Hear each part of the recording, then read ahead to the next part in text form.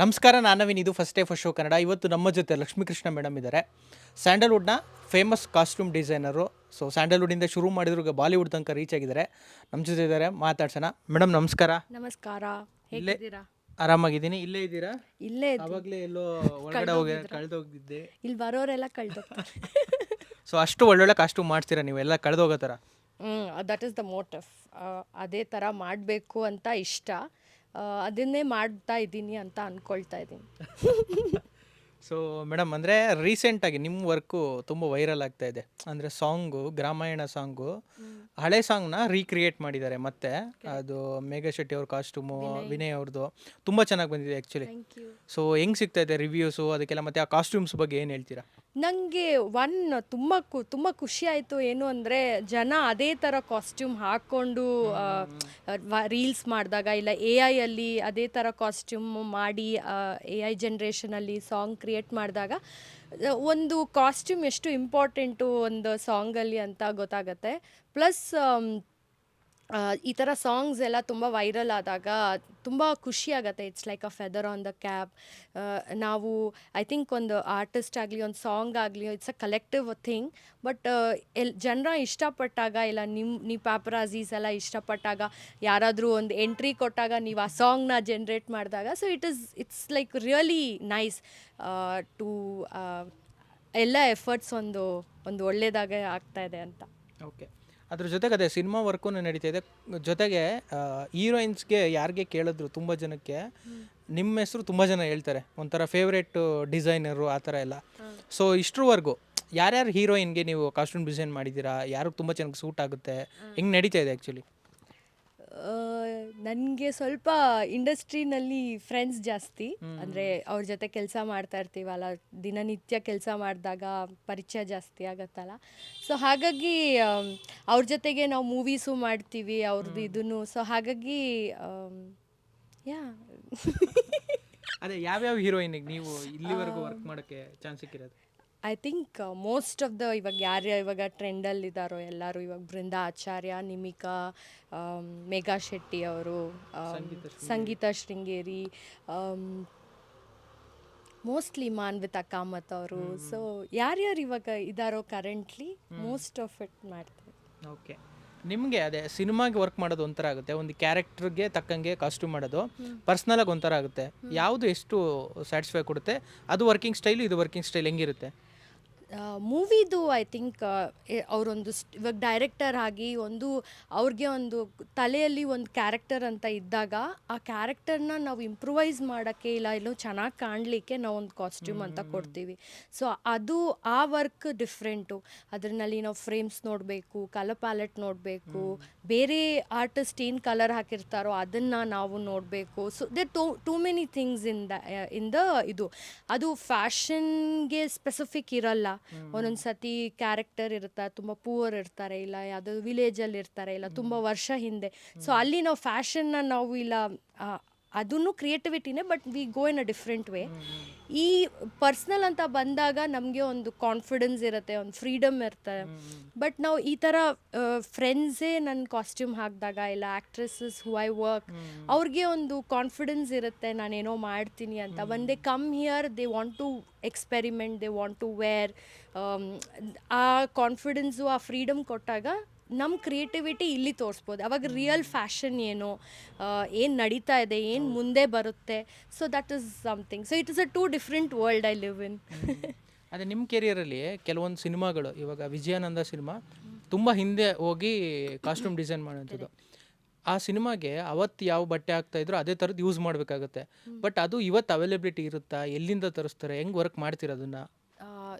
ಅದು ಸ್ವಲ್ಪ ಕಷ್ಟ, ಸ್ವಲ್ಪ ಸೋರ್ಸ್ ಮಾಡೋದು.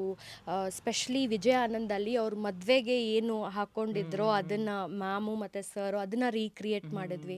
ಸ್ವಲ್ಪ ಇಟ್ಸ್ ಅ ರಿಸರ್ಚ್ ವರ್ಕ್.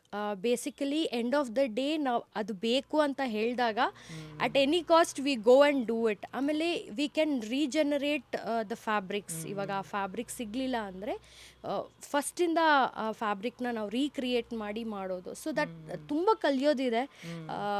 1 ಸೆಕೆಂಡಲ್ಲಿ ಆ ಸೀನ್ ಬಂದು ಹೊಟ್ಟೋಗುತ್ತೆ, ಅದ್ರ ಹಿಂದೆ ನಾವು ಪಡೋ ಶ್ರಮ ತುಂಬ ಜಾಸ್ತಿ. ಸೊ ಆ ಕ್ವಶನ್ ಕೇಳಿದ್ದಕ್ಕೆ ತುಂಬ ಥ್ಯಾಂಕ್ಸ್, ಯಾಕಂದರೆ ನಿಮಗೂ ಅದು ಅರ್ಥ ಆಗುತ್ತೆ ಅಂತ ಗೊತ್ತಾಯಿತು. ಉರ್ಫಿ ಅವರು ಅವ್ರ ಕಾಸ್ಟ್ಯೂಮ್ಗೆ ಅಂತಲೇ ಫೇಮಸ್ಸು. ಇವತ್ತಿಗೂ ಯಾವುದೇ ಬಟ್ಟೆ ಹಾಕೊಂಡ್ರು ತುಂಬ ಡಿಫ್ರೆಂಟಾಗಿ ತುಂಬ ವಿಚಿತ್ರವಾಗಿ ವೈರಲ್ ಆಗಬೇಕು ಅಂತಲೇ ಕಾಸ್ಟ್ಯೂಮ್ ಹಾಕ್ಕೊಂತಾರೆ, ಆ ಥರದ್ದೆಲ್ಲ. ಅವ್ರ ಜೊತೆ ವರ್ಕ್ ಮಾಡಿದ್ದು ಹೆಂಗಿತ್ತು, ಮತ್ತು ನಿಮ್ಮ ಕಾಸ್ಟ್ಯೂಮ್ ಯಾವ ಥರ, ಅವ್ರ ಇನ್ಪುಟ್ ಹೆಂಗಿತ್ತು, ಹೆಂಗೆ ಬೇಕು ಅಂತೆಲ್ಲ? ಉರ್ಫಿ ಜಾವೇದ್ ಅವರು ಐ ಥಿಂಕ್ 3 years ಬ್ಯಾಕ್, ನಾನು ಅವರು ಮುಂಚೆ, ಇವಾಗ ಅವ್ರದ್ದೇ ಒಂದು ಟೀಮ್ ಇದೆ, ಬೇರೆ ಡಿಸೈನರ್ಸ್ ಹತ್ರ ಅವ್ರು ಇವಾಗ ವರ್ಕ್ ಮಾಡ್ತಾ ಇಲ್ಲ, ಅವ್ರದ್ದೇ ಒಂದು ಟೀಮ್ ಇದೆ. ಮುಂಚೆ ಉರ್ಫಿ ಒಂದು ಕಲೆಕ್ಟಿವ್ ಆಗಿ, ಅಂದರೆ ಅವ್ರದ್ದು USPನೇ ಬಟ್ಟೆ ಹಾಕ್ಕೊಳ್ಳೋದು. ಸೊ ಹಾಗಾಗಿ ನಮಗೆ ತುಂಬ ಇಂಪಾರ್ಟೆಂಟ್, ಯಾಕಂದರೆ ನಾವು ಇಲ್ಲಿ ಇದ್ಕೊಂಡು ಒಂದು ಡಿಸೈನ್ ಮಾಡ್ತೀವೋ ಇಲ್ವೋ ಅಂತ ಕ್ವೆಶನ್ ಇರುತ್ತೆ. ಪ್ಲಸ್ ಅಲ್ಲಿಗೆ ನಾವು ಕಳಿಸಿದಾಗ ಅದು ಪ್ರಾಪರಾಗಿ ಫಿಟ್ ಆಗಬೇಕು, ಯಾಕಂದರೆ ನಾರ್ಮಲ್ ಕಾಸ್ಟ್ಯೂಮ್ ಆದರೆ ಫುಲ್ ಕವರ್ಡು. ಈ ಥರ ಕ್ರಿಯೇಟಿವ್ ಕಾಸ್ಟ್ಯೂಮ್ ಇದ್ದಾಗ ಅವ್ರ ಬಾಡಿ ಮೆಷರ್ಮೆಂಟ್ಸ್ ಪಕ್ಕಾ ಇರಬೇಕು, ಫ್ಯಾಬ್ರಿಕ್ಸ್ ಕರೆಕ್ಟಾಗಿರಬೇಕು. ಅವರೊಂದು ಇವಾಗ ಒಂದು ಫೋಟೋನಲ್ಲಿ ನೀವು ಕಳಿಸಿದಾಗ ನಿಮಗೆ ಒಂದು ಕಲರ್ ಇರುತ್ತೆ, ನಮಗೊಂದು ಕಲರ್ ಇರುತ್ತೆ. ಸೊ ಆ ಕಲರ್ ಮ್ಯಾಚ್ ಮಾಡಬೇಕು. ಅವರು because she is very creative and ಅವರೇ ಏನೇನೋ ಮಾಡ್ಕೊಳ್ತಾ ಇರ್ತಾರೆ. ಸೊ ಹಾಗಾಗಿ ನಾವು ಸ್ಪೆಸಿಫಿಕ್ಕಾಗಿ ಅವ್ರಿಗೆ ಕೇಳ್ದಂಗೆ ನಾನು 3 ಕಾಸ್ಟ್ಯೂಮ್ಸ್ ಮಾಡಿದೆ. ಒಂದು ಕಾಸ್ಟ್ಯೂಮ್ ಅವ್ರಿಗೆ ಮಾಡಿಕೊಟ್ಟಾಗ ಅದು ಆ ಕಾಸ್ಟ್ಯೂಮಲ್ಲಿ ಅವ್ರಿಗೆ ನಡೆಯೋಕ್ಕೆ ಬಂದಿಲ್ಲ, ಸೊ ಅವರು ಹಾಪ್ ಮಾಡ್ಕೊಂಡು ನಡೆದ್ರು, ಅದನ್ನು ವೈರಲ್ ಆಯಿತು. ಸೊ ತುಂಬ ಹೇಟ್ ಕಮೆಂಟ್ಸ್ ಬಂತು, ಯಾರು ಡಿಸೈನರ್ ಇವರು, ಇಲ್ಲಿ ಅಲ್ಲಿ ಕಟ್ ಮಾಡಿಬಿಟ್ಟು ಕೊಟ್ಬಿಡ್ತಾರೆ, ಹಾಗೆ ಹೀಗೆ, ಇದು ಬಟ್ಟೆ ಅಲ್ಲ, ಹಾಗೆ ಹೀಗೆ ಅಂತ ತುಂಬ ಬಂತು. ಬಟ್ ನಾನು ಒಂದು ಕಲ್ತಿದ್ದೇನು ಅಂದರೆ, ಜನ ನಿಮ್ಮ ಕಾಸ್ಟ್ಯೂಮ್ ಬಗ್ಗೆ ಕೆಟ್ಟದಾಗ ಮಾತಾಡ್ತಿದ್ದಾರೋ ಒಳ್ಳೆದಾಗಿ ಮಾತಾಡ್ತಿದ್ದಾರಲ್ಲ, that is important. So end of the day ಸ್ವಲ್ಪ ತುಂಬ ಜನಕ್ಕೆ ನಾವು ಮಾಡಿದಾಗ ವರ್ಕು ಇಷ್ಟ ಆಗಲ್ಲ, but end of the day ಅವ್ರು ಯಾರು ಹಾಕ್ಕೊಂಡಿದ್ದಾರೋ ಅವ್ರು ಅದನ್ನು ಖುಷಿ ಪಟ್ಟಾಗ ಹಾಕ್ಕೊಂಡು ಮತ್ತೆ ಕೇಳಿದ್ರೆ that is the answer for your hard work ಅನ್ಸುತ್ತೆ. ಅದೇ ಉರ್ಫಿ ಅವ್ರ ಬಗ್ಗೆನೇ ಹೇಳೋದಾದರೆ, ಅಂದರೆ ನೀವು ಆ್ಯಸ್ ಎ ಡಿಸೈನರ್ ಆಗಿ ಅವ್ರಿಗೆ ಮಾಡ್ಬೇಕಂತಂದರೆ ಒಂದು ಇದು ಇರುತ್ತೆ, ನೀವು ನಿಮ್ಮ ಕ್ರಿಯೇಟಿವಿಟಿಯಾಗಿ ಹೋಗ್ತಾ ಇರ್ತೀರಾ, ಅವ್ರಿಗೆ ಮಾಡಿದ್ರೆ ಅದೇ ಟ್ರೋಲ್ ಆಗುತ್ತೆ. ನೀವು ಹೇಳ್ದಂಗೆ ಇವ್ರು ನಿಮ್ಮ ಕೆರಿಯರ್ ಮೇಲೆ ಅದು ಎಫೆಕ್ಟು ಆಗ್ಬೋದು, ಇವ್ರು ಯಾರು ಇದು ಈ ಥರ ಮಾಡಿದ್ದಾರೆ ಅನ್ನೋ ಥರದ್ದೆಲ್ಲ. ಪಾಸಿಟಿವ್ ಆದರೆ ಪಾಸಿಟಿವ್, ನೆಗೆಟಿವ್ ಆಗೋ ಚಾನ್ಸಸ್ ಇರುತ್ತೆ.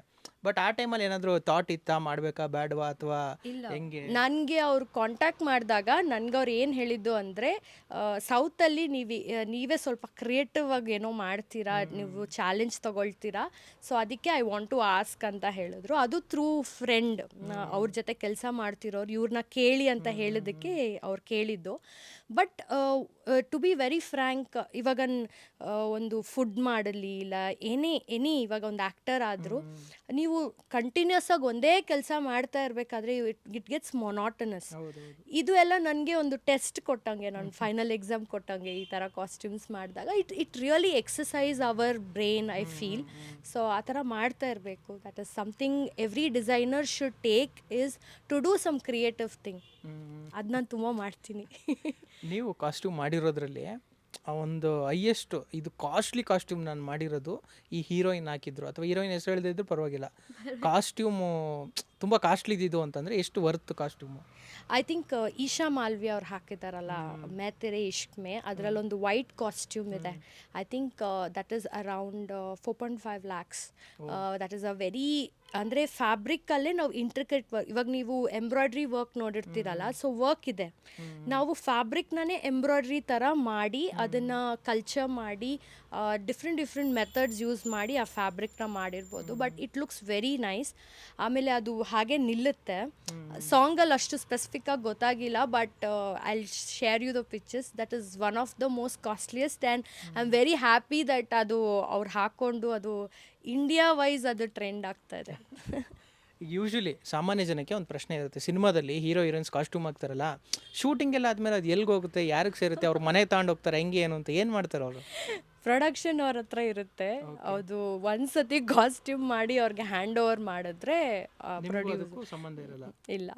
ಸೊ ಯೂಶಲಿ ಪ್ರೊಡಕ್ಷನ್ ಹೌಸು ಅವ್ರು ಪ್ರಾಬಬ್ಲಿ ಅವ್ರ ಫ್ಯಾಮಿಲಿ ಮೆಂಬರ್ಸ್ಗೆ ಯಾರ್ಯಾರಿಗಾಗುತ್ತೋ ಇಲ್ಲ ಆ ಥರ ಮಾಡ್ತಾರೆ. ಸೊ ಬಟ್ ಒಂದು ಸಿನಿಮಾ ಅಂದರೆ ತುಂಬ ಕಾಸ್ಟ್ಯೂಮ್ ಇರುತ್ತಲ್ಲ, ಈಗ ಫ್ಯಾಮಿಲಿ ಮೆಂಬರ್ಸಿಗೆ ಕೊಡೋಕ್ಕೆ ಅಷ್ಟೇ ಅಲ್ಲ, ಈಗ ತುಂಬ ಕಾಸ್ಟ್ಯೂಮ್ ಇರುತ್ತೆ ಒಂದು ಸಾಂಗ್ಗೆ ಅಂತ ಬಂದ್ರೆ ಜೂನಿಯರ್ ಆರ್ಟಿಸ್ಟ್ ಅದು ಇದು. ಆರ್ಟಿಸ್ಟ್ ಅಂದರೆ ಬೇಸಿಕಲಿ ಆರ್ಟಿಸ್ಟ್ ಡಿವೈಡ್ ಆಗಿರ್ತಾರೆ. ಸೊ ಹೀರೋ ಹೀರೋಯಿನ್ಗೆ ಮ್ಯಾಕ್ಸಿಮಮ್ ಒಂದು 23 to 34 ಕಾಸ್ಟ್ಯೂಮ್ಸ್ ಆ ಥರ ಬರುತ್ತೆ, ಎಕ್ಸ್ಕ್ಲೂಡಿಂಗ್ ದ ಸಾಂಗ್.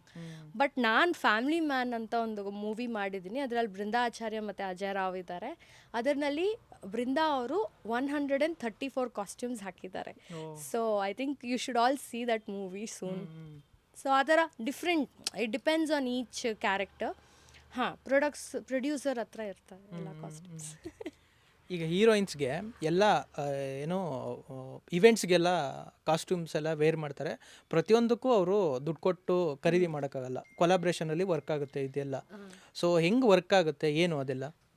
ನಾನು ಕೊಲಾಬ್ರೇಷನ್ ವರ್ಕ್ ಟೋಟಲ್ ಬಿಟ್ಬಿಟ್ಟಿದ್ದೀನಿ. ಇಟ್ಸ್ ಬೀನ್ 2 years ನಾನು ಫ್ರೀಯಾಗೆ ವರ್ಕ್ ಮಾಡೋದು ಎಲ್ಲ ಬಿಟ್ಬಿಟ್ಟಿದ್ದೀನಿ. ಸೊ ಇದು ಹೇಗೆ ಅಂದರೆ, ಒಂದು ಹೀರೋಯಿನ್ ಮೂವಿಗೆ ಜೊತೆಗೆ ಬಂದಾಗ ಪ್ರಮೋಷನ್ಸು ಆ್ಯಡ್ ಆನ್ ಆಗುತ್ತೆ ಅದು ಆ ಬಜೆಟಲ್ಲಿ. ಸೊ ಹಾಗಾಗಿ they wear my costume. But ತುಂಬ ಜನ ಹೀರೋಯಿನ್ಸ್ ಕೊಲ್ಯಾಬ್ಗೆ ಕೇಳ್ತಾರೆ, ಬಟ್ ಅದು ನಾನು ಬಿಟ್ಬಿಟ್ಟಿದ್ದೀನಿ. I have not doing it because at one point ಫ್ರೀಯಾಗಿ ಮಾಡಬಾರ್ದು ಅಂತ ನಾನು ಅಂದ್ಕೊಂಡಿದ್ದೀನಿ. ಸೊ ಹಾಗಾಗಿ I request everyone to take that step. Okay, ಅಂದರೆ ನೀವು ಯಾವುದೇ ಇವಾಗ ಯಾವುದೇ ಮಾಡ್ತಾ ಇದ್ರು, ಯಾವುದೇ ಹೀರೋಯಿನ್ ಹಾಕಿದ್ರು ಅವರು ತಮ್ಮ ಪಾಕೆಟಿಂದ ದುಡ್ಡು ಖರ್ಚು ಮಾಡಿ ತಗೊಂಡು ಹೋಗ್ತಾ ಇದ್ದಾರೆ. ಅವ್ರು ಹಾಕಿಲ್ಲ ಅಂದರೂ ಟೀಮೋ ಇಲ್ಲ ಆ ಥರ ಪರ್ಸ್ನಲ್ ಆಗಿ ಇವೆಂಟ್ಗೆ ಹೋಗ್ತಾರೆ. ಪರ್ಸ್ನಲ್ ಆಗಿ ಇಟ್ಸ್ ಅ ವಿನ್ ಸಿಚುವೇಶನ್. ಯಾವುದೋ ಒಂದು ಈವೆಂಟ್ಗೆ ಅವ್ರು ನನಗೆ ರೆಫರ್ ಮಾಡಿ ಏನಾದರೂ ಕೊಟ್ಟಿರ್ತಾರೆ. ಸೊ ಹಾಗಾಗಿ ಈ ಇವೆಂಟ್ಗೆ ಪ್ರಾಬಬ್ಲಿ ಅವ್ರು ಹಾಕ್ಕೊಂಡಿರ್ತಾರೆ. ಬಟ್ ಆ ಥರ ಆಗಿರ್ಬೋದು. ಬಟ್ ಫ್ರೀಯಾಗಂತೂ I am not working correctly. Next ನಿಮಗೆ ಇವಾಗ ಆಲ್ರೆಡಿ ಒಂದೊಂದೇ ಸ್ಟೆಪ್ಪು ಮುಂದೆ ಹೋಗ್ತಾ ಇದ್ದಾರೆ. ನೆಕ್ಸ್ಟ್ ಏನಿದೆ ಮೇಡಮ್ ಪ್ಲ್ಯಾನ್ಸ್ ಎಲ್ಲ? ಯಾವ ಸ್ಟಾರ್ಗೆ ಮಾಡಬೇಕು, ಒಂದು ಡ್ರೀಮ್ ಅಂತ ಒಂದು ಇರುತ್ತಲ್ಲ ಇಂಡಸ್ಟ್ರಿಯಲ್ಲಿ, ಇವ್ರಿಗೊಂದು ಮಾಡಬೇಕು ಕಾಸ್ಟ್ಯೂಮ್ ಅಂತೆಲ್ಲ, ಆ ಥರದ್ದು ಏನಿದೆ ನಿಮಗೆ? ನಾನು ಇಲ್ಲಿ ಇಂಡಸ್ಟ್ರಿಗೆ ಬಂದಾಗ ನಾನು ಇವ್ರಿಗೆ ಮಾಡಬೇಕು ಅವ್ರಿಗೆ ಮಾಡಬೇಕು ಅಂತ ಅಂದ್ಕೊಂಡು ಬಂದಿಲ್ಲ. ಬಟ್ ಟುಡೇ ವಾಟ್ ಎವರ್ ನಾನು ಮಾಡ್ತಾ ಇದ್ದೀನಿ, ಇವಾಗ Srimurali sir, I have always admired him. Like ಒಂದು ಹೀರೋ ಅಂತ ಅಂದಿದ ತಕ್ಷಣ ನಾನೇ ಅಲ್ಲ, ನನ್ನ ಫುಲ್ ಫ್ಯಾಮ್ಲಿ ಅವ್ರಿಗೆ ಯುನೋ ಫ್ಯಾನ್. ನಾನು ಸ್ಟಾರ್ಟಿಂಗಲ್ಲಿ ಬಂದಾಗ ಟೈಮ್ಸ್ ಅವಾರ್ಡ್ಸಿಗೆ ಬಂದಾಗ sir had presented me the award. ಅವಾಗ ನಾನು ಅಂದ್ಕೊಂಡು ಸರ್ಗೆ ಯಾವಾಗಾದರೂ ಒಂದು ಸತಿ ಮಾಡಬೇಕು ಅಂತ. ಸೊ ಇವಾಗ ಉಗ್ರ ಯುದ್ಧಮ್ಗೆ ಅವ್ರಿಗೆ ಮಾಡ್ತಾ ಇದ್ದೀನಿ. ಸೊ ಆ ಥರ it is I think I have done to most of the people already. ಒಂದು ಮೇಡಮ್ ಅಂದರೆ ಈ ವರ್ಕಿಂಗ್ ಇರುತ್ತಲ್ಲ, ಸಿನಿಮಾದಲ್ಲಿ ವರ್ಕ್ ಮಾಡೋದೇನು ಅಂದರೆ ಕೆಲವೊಂದು ಸಲ ತುಂಬ ಆರ್ಗನೈಸ್ ಆಗಿ ನಡೆಯಲ್ಲ. ಇಮಿಡಿಯೇಟಾಗಿ ಹೇಳ್ತಾರೆ ನಿಮಗೆ ಬೇಕು ಅಂತ, ನಿಮಗೆ ರೆಡಿ ಮಾಡೋಕ್ಕೆ ಟೈಮ್ ಆಗಲ್ಲ, ಹೆಂಗೆಂಗೋ ಮಾಡ್ತೀರಾ. ನಮಗೂ ಅಷ್ಟೇ, ನಾಳೆ ಇಂಟರ್ವ್ಯೂ ಅಂದರೆ ಇವತ್ತು ರಾತ್ರಿ ಯಾವಾಗ ಹೇಳಿರ್ತಾರೆ, ಏನೂ ರೆಡಿ ಹಾಕಿ ಹೋಗಲ್ಲ. ಆ ಥರ ನಮ್ಮದು ಪರಿಸ್ಥಿತಿಗಳಿರುತ್ತೆ, ನಿಮ್ಮದು ಆ ಥರ ಇರುತ್ತೆ.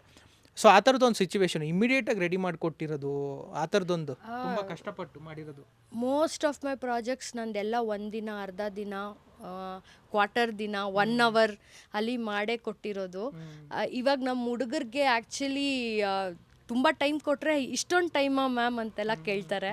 ಸೊ ಐ ಥಿಂಕ್ ಈ ಇಂಡಸ್ಟ್ರಿ ಫಿಲ್ಮಲ್ಲಿ ಇದ್ದಾಗ ಅವ್ರಿಗೂ ಬ್ಲೇಮ್ ಮಾಡೋಕ್ಕಾಗಲ್ಲ, ಹಾಗೆ ಇರೋದು. ಬಿಕಾಸ್ ಆ ಥರ ಇದ್ರೇ ಕ್ರಿಯೇಟಿವಿಟಿ ಬರೋದು. ನಂಗೆ ಅದು ಅರ್ಥ ಆಗುತ್ತೆ. ನಾನು ಮುಂಚೆ ಅಂದ್ಕೊಳ್ತಾ ಇದ್ದೆ ಬೇಡ ಆಗಲ್ಲ ಅಂತೆಲ್ಲ ಹೇಳ್ತಾ ಇದ್ದೆ.